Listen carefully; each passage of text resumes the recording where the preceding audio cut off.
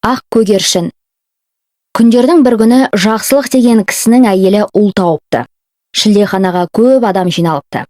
Диуана да келіпті. Диуана сәбидің бетіне қарап, мына бала түбінде жұртқа пәле болып жүрмесе не қылсын депті. Жыл артынан жыл өтіпті. Бала өсіп ер жетеді. Өскен сайын сараңдығы да арта береді. Күндердің бір күнінде сараң бала өзіне садақ пен жебе жасап алады да қартайған әке шешесін қуып жібереді. Даладағы аңдар мен құстардың бәрі менікі болса деп армандайды. Бір күні ол қырға шығады. Көктем кезі екен. Күн жарқырап, құстар сайрап, жер жүзі құлпырып тұрады. Сараң айналасына қараса, бағындағы алма ағашында көгершін қонақтап отыр екен.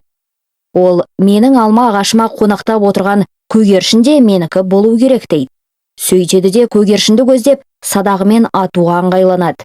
Дәл сол кезде кенеттен ақ көгершін ғайып болып кетеді де, оның орнында сақалды өзінің әкесінің отырғанын көреді.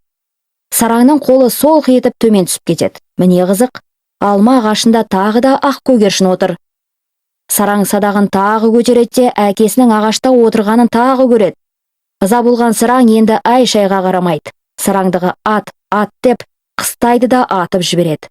Сол кезде алма ағашының түбіне сылқ етіп, өзінің әкесі құлап түседі.